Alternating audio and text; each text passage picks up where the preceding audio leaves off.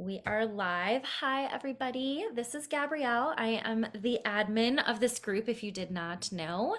And I am here with a really good friend, colleague, a business bestie of mine, Ashley Hubbard. She is in Texas, and I'm very excited to finally have her on to talk to all of you because she has a very successful group practice utilizing interns, which I know is a very hot topic right now. She also does coaching and consulting around all of this stuff, which we'll get into. And she also is a baseball mom. I am a baseball mom. But we are here live. So if you have questions, I've got it open on my phone.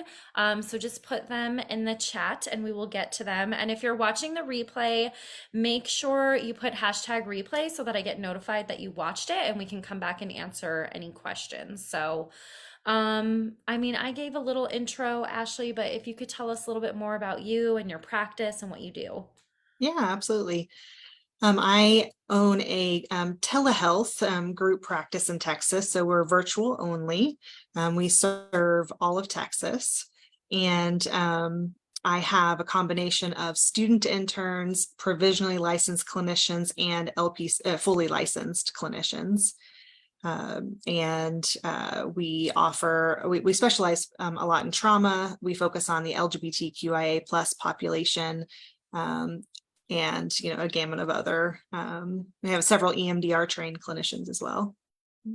That is really amazing because I think we all know the value in being EMDR trained. So, your clinicians, are your interns trained in EMDR, or is this like your fully licensed or provisionally licensed people? Um, right now, my fully licensed and provisionally licensed are trained in EMDR. I did have my last group that just graduated had some clinicians trained in EMDR that were still students. Okay. But this go around, out of the students that I have right now, I don't have anybody who is EMDR trained. That's pretty impressive though, because I don't know, maybe the world is just changing, or maybe it was just like my social work program that nobody really talked about that kind of stuff. So and it's like impressive to me to hear that there's like newer to the field and they're already trained. That's amazing. Yay, I love Amazing. that. Okay, so tell us how did you start in this way? Like what moved you to start growing into a group practice, and how did because I never hired interns, so I went a totally different direction than you did. So I'd love to hear more about like your process and how you decided to do that. Well, it's actually interesting. I've always wanted to have a group practice, but I didn't envision starting with students. It didn't even factor into my plan until it kind of fell into my lap. I think my first student that I found looked on one of the Facebook groups, saying that they were looking for a site to um, for their internship in as a student. And I was like, that sounds interesting. And so I had them message me and was able to get connected with their school.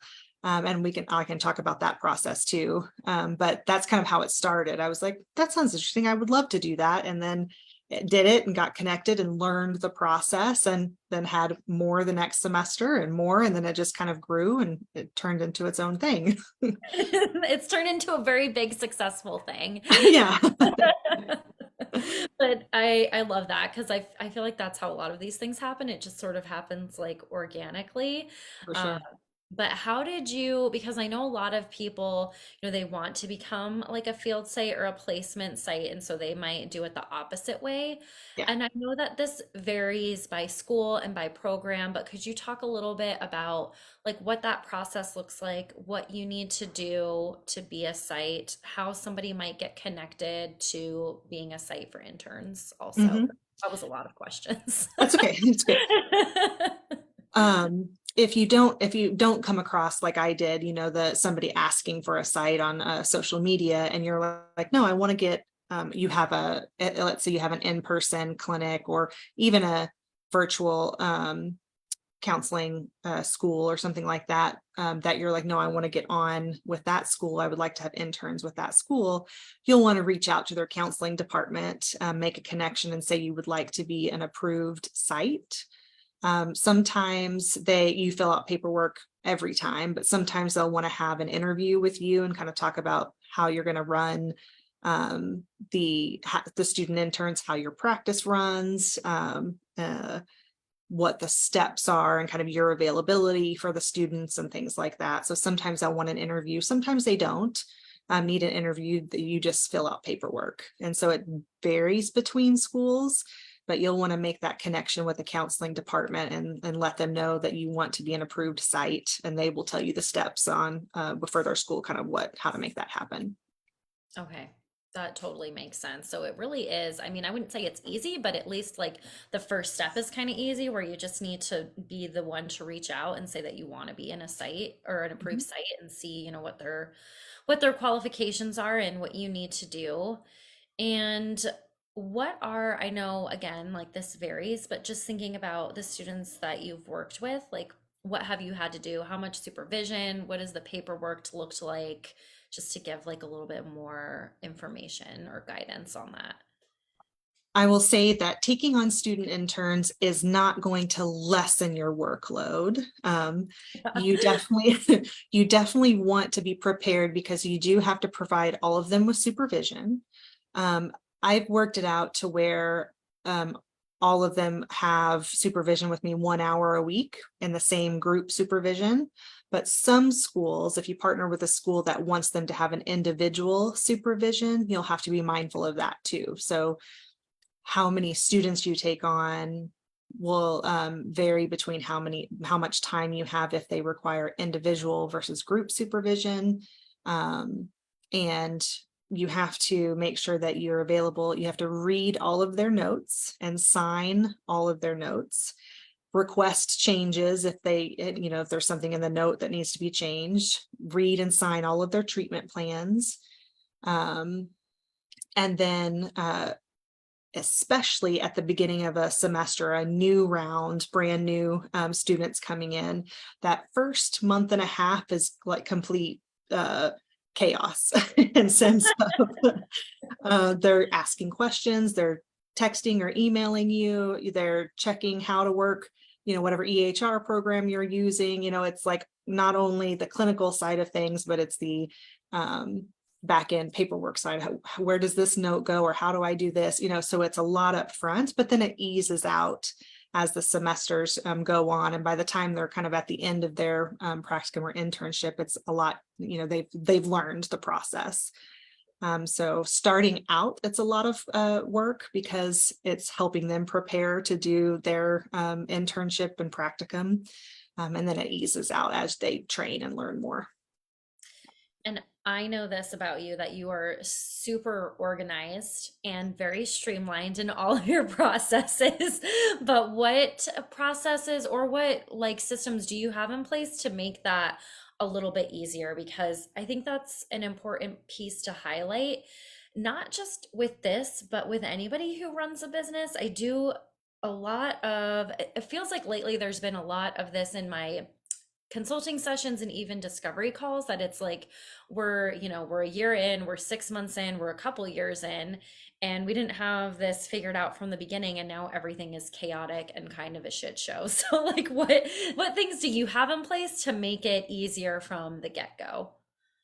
I have a couple of things in place. And I'm very much I need to see it, I need to look at it, I need to know what the process is when I'm starting at like a new position. And so I wanted to provide that as well for both my students and my employees. And so not only do I have like a document that I put together with training, and so with the first week when they come in, they get a document of suicide safety plan training. I give them training on how to run the EHR program, and I pre-record all of this stuff. So I make the video once, and then I just put it in a nice little document. It's like, here's how you create an appointment. Here's how you Yes, you have to do add a that. client. Yeah. And so it's all in a nice training document. So they see my face on the video and they're going through the training. And so I go step by step through that, and have additional trainings. I use Simple Practice as an EHR, and so right now I do anyway. And so they have some trainings on their Simple Practice learning that I'll have them kind of go through as well, as part of their training process.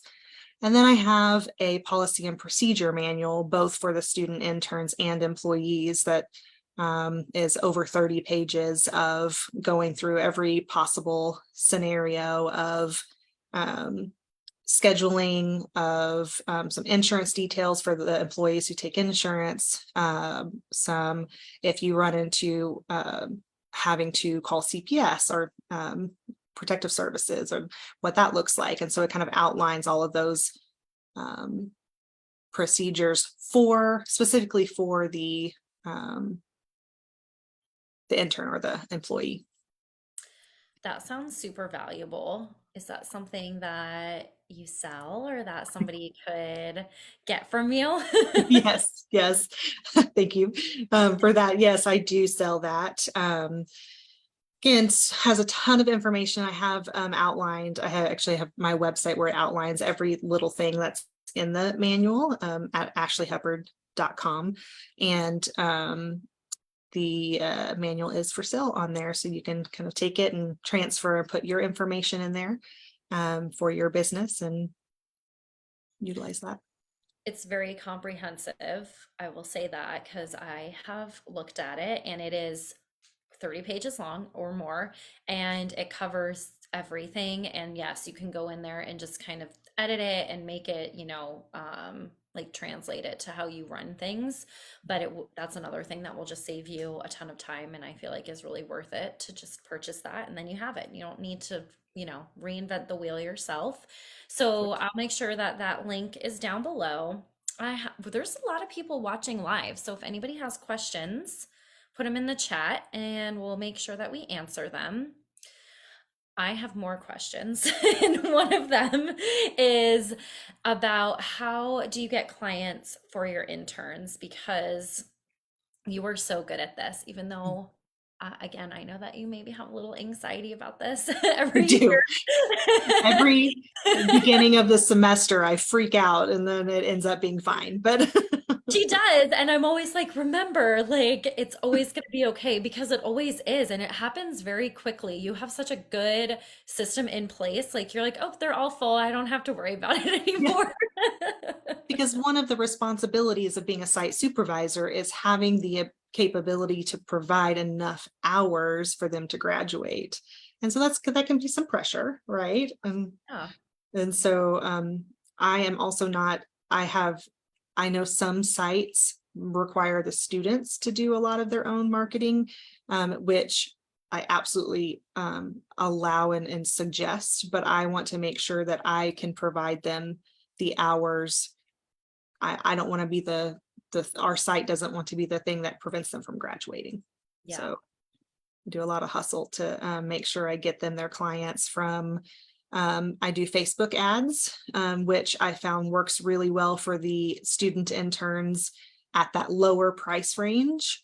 I've done Facebook ads before for like the higher price range, or the associates, the provisionally licensed, or the LPCs.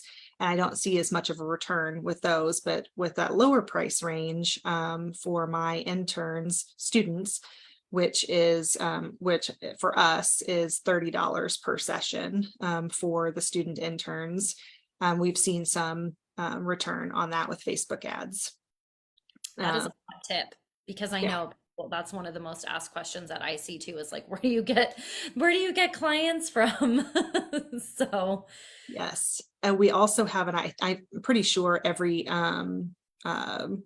city, a place has the Facebook pages. Like we have North Texas mental health professionals, or Austin mental health professionals, or where there's a lot of referrals that happen in those pages. So we're on all of those pages that I know of in Texas. And whenever somebody says, I'm looking for a low priced, reduced price counseling for somebody who fits these qualifications, we'll jump in and say, have a student intern that would fit for $30 per session, and here's their link. I put them all on my website as well and have them have a bio and a picture. So just like my employees, they get the whole website bio picture as well. And then we send flyers to doctors' offices and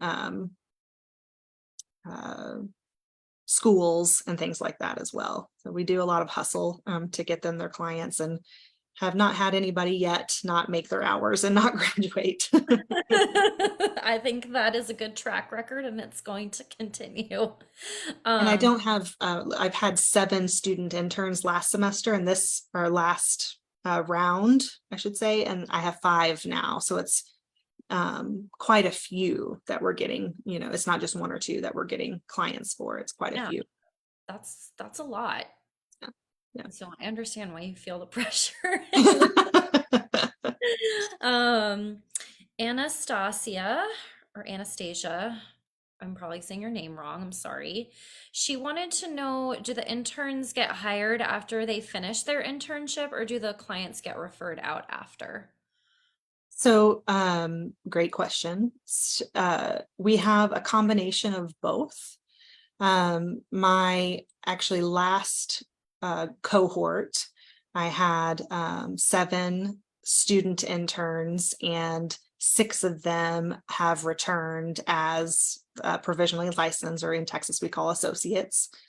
And the clients have the choice of staying with their with that client, but or with that counselor, but they had to increase their pay of what they were paying, or if they could not afford that, we actually transitioned them to the new students that were coming in. So those 5 new students that just started in August, if they couldn't afford the higher rate, we would transition them to a new student. Okay. And it seems like that's worked well. Uh-huh. Yeah. Yeah. They usually don't, unless they're ready to terminate. We did have some who were like, no, we're good. I'm in a good place. I'm going to terminate. Usually we didn't have any that I know of leave to go to counseling somewhere else. All of them kind of either terminated naturally or transferred to another student, or stayed with their counselor who was a new associate. Okay. Cool. That makes sense. Good. But that takes a little prep work too, Yeah. of having to make sure we outline it all, notify the clients in advance, that whole prep work to make that transition smooth. Yeah. But I mean, it's clearly working Yeah. because I've been very successful with this. So, okay. Another question we have from Deborah is, I'm considering taking on a first year master's level intern. I don't think I'm comfortable with them seeing clients as I have with my second year intern. What are your thoughts on this? So I feel differently. I've actually been asked by the student if they were going to see clients through me, like sit in on my sessions, and I don't do that.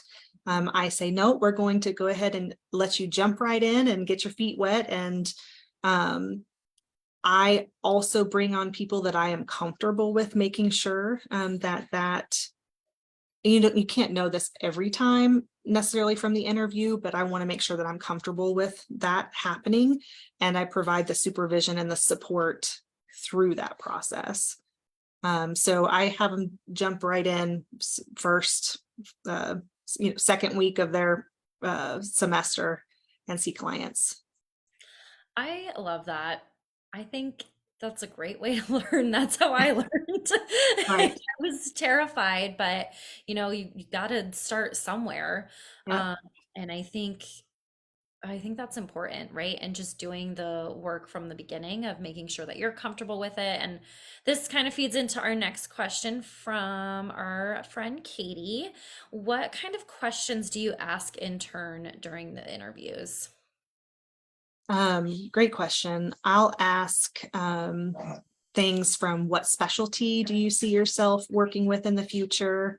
That's not necessarily something that they usually kind of get what they get as far as clients go in internship, minus like age preferences.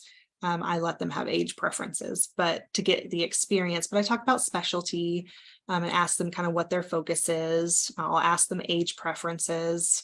I'll ask them kind of theory questions and their theoretical outlook on the client. The biggest question I ask is I let them know that we are an LGBTQIA plus allied practice. And I, let them know that everybody I bring on is either an ally or is okay and comfortable with not, being celebratory of that population and being a counselor who is comfortable with that population. And so that's another question that I will ask. But basically, most of the questions are very similar to what I would ask an employee as well. What the future looks like as a counselor. So yeah, all very similar. And pivoting to a different question that I have, what has been the, I don't want to say worst, but what's maybe like a low and what's like a good thing or the best part or a high on the opposite side? Of taking interns. Yeah, like I mean, it is a lot of work, but I think that there's also a lot of reward and payoff. Like you were just saying, a lot of people return, a lot of people stay on as an associate, and then they need their hours for that too. So Mhm. there is like a lot of continuity, and you've already built that relationship. And just again, like from what I know about you and your practice, I think the practice that you have and the population that you serve, like it really brings in good people who want to stay with you and who want to continue working with you and serving that population.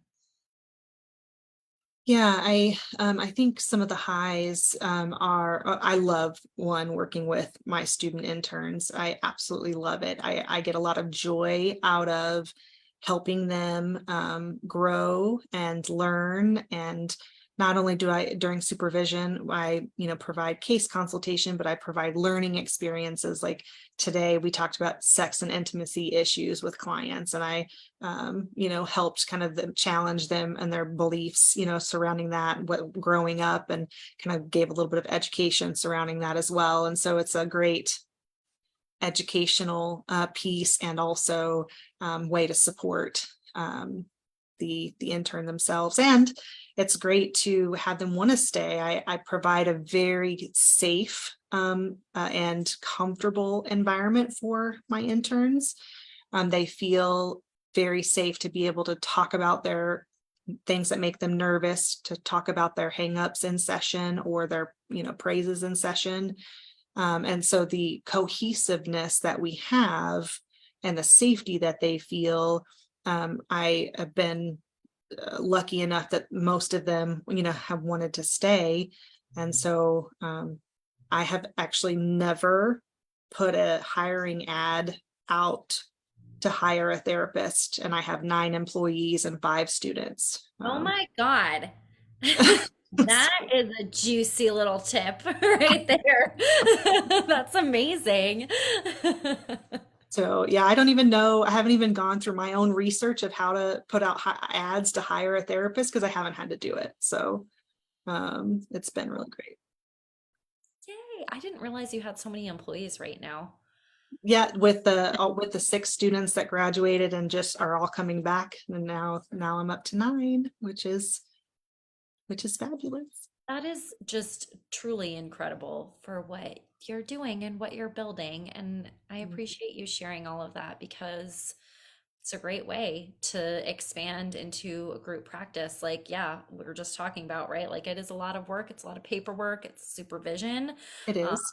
Yeah, but now you have all of these amazing, good fit clinicians that are staying with you and that are a good fit for the practice and again, the population that you work with. What sort of admin support do you have? um I that's a great question. I have a receptionist / admin assistant that helps me with scheduling and advertising and helping the students get their clients and and all of that. She works for me about 20, 22 hours a week. And I would not be able to do it without her. She is my lifesaver because I still see a full caseload of clients as well. And so so she is literally, we can get an inquiry through the website or, Psychology Today or something, and then she's taking care of it, and I see her taking care of it, and I'm like, love you. The power of delegating. I mean, if anybody has watched any of my other videos or done consulting with me or just talked to me, I am like, that is the number one thing. And when I did coaching for the SBA and we were talking about like a CEO mindset, that was the first thing we talked about, was like, you need help and you need to delegate. So that just goes to show you, right? Super Absolutely. important. What about billing is the next question that's being asked. Do you have a biller or do you do your own billing? I have a biller. I know Simple Practice is really easy as far as how to submit claims for insurance pieces. So we will submit the claims, but if we run into an issue or need to call the insurance or have, something like that, I have the biller take care of that just on an as needed basis.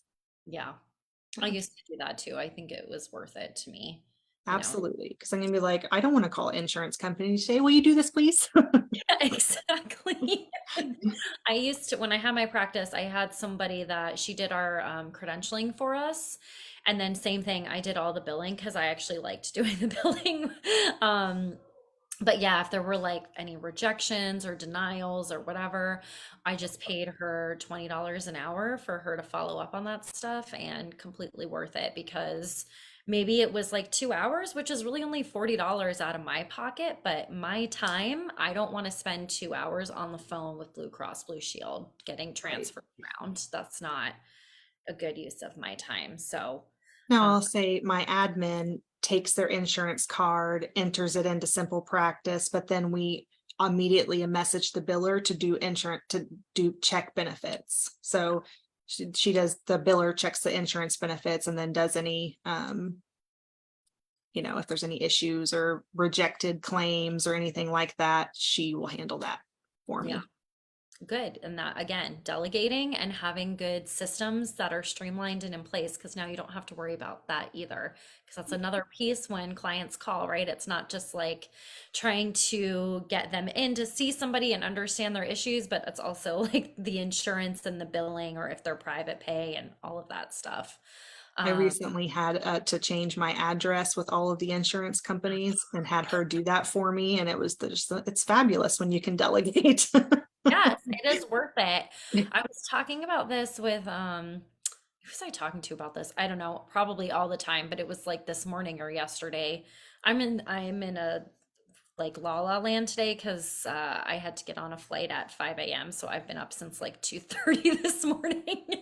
But the power of that, because a lot of times we don't immediately see the instant gratification, and it's like, oh, I have to pay for this and it's coming out of my pocket, and that's not like billable time or whatever, but it is gratification because it helps you grow, it prevents burnout, and you don't need to be wasting your time working in your business. You should be working on your business. And so if you can start delegating, I did from the very beginning, which I know a lot of people don't do that either, but I hired a bookkeeper like the second that I opened my practice. That was the first thing, actually the second thing. The first thing I did was got an accountant. The second thing I did was get a bookkeeper. Um, but those are all key because, again, just going back to, yes, there is a little bit of admin and paperwork and supervision time, and you can't do all of that and do the billing and do the intakes and answer the phone. Like you'll be burnt out quickly. So, Yes, for sure. um, okay, let's see. Any other questions? Lots of questions today, which I love to see that you guys found this valuable. Ashley is full of info.